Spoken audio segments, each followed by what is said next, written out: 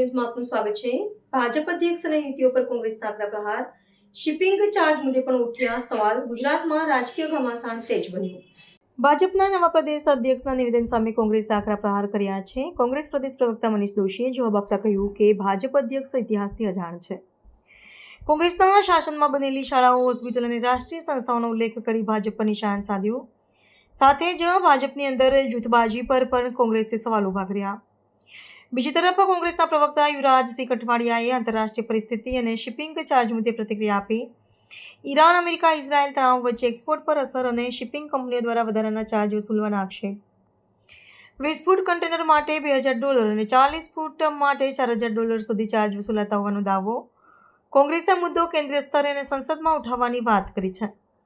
હવે જોવાનું રહેશે કે આ રાજકીય આરોપ પ્રત્યારોપ અને આર્થિક મુદ્દે સરકાર શું જવાબ આપે છે। ભાજપાના નવા નિમેલા પ્રદેશ અધ્યક્ષને ઇતિહાસનું તો જ્ઞાન નથી। એમને પોતે ખુદે જો ભણ્યા હોય તો એ જે સ્કૂલમાં ભણ્યા છે એ પણ કોંગ્રેસના શાસનમાં બની છે। એમના પરિવાર સહિત કોઈની પણ સારવાર થાય તેવી એશિયાની મોટામાં મોટી હોસ્પિટલ એ કોંગ્રેસના શાસનમાં સિવિલ હોસ્પિટલ બની। રાજ્યની અંદર તમામ ગામોની અંદર સરકારી શાળાઓ, તમામ સરકારી યુનિવર્સિટીઓ, Indian institute of management, Indian institute of technology, national institute of design, institute of plasma research, physical research laboratory, ISRO સહિતની દેશ આખાને ગૌરવ આપે એવી સંસ્થા પણ કોંગ્રેસના શાસનમાં સ્થપાઈ છે। ચોક્કસપણે આ મુદ્દાને જે અમે ઉપાડ્યો છે એ અમે આના કેન્દ્રીય નેતૃત્વ સુધી લઈ જઈશું।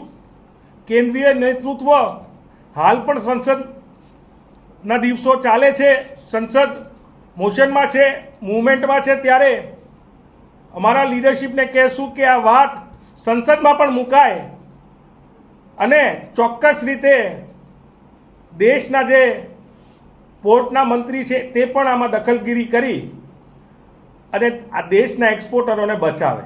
મેં માત્ર ગુજરાતના 6 થી 7 જહાજ અને 12,000 જેટલા કન્ટેનરોની વાત કરી છે, પણ જ્યારે સમગ્ર દેશના અલગ અલગ પોર્ટની વાત કરીએ તો એવું માનવામાં આવે છે કે આવા 40 થી 50 જહાજો હશે કે જેમાં 1 લાખથી વધારે કન્ટેનરો, અને એમને તમે જો $4,000 કે $2,000 એમની સાઇઝ પ્રમાણે એનો ગુણાકાર કરશો તો એ આંકડો આસમાન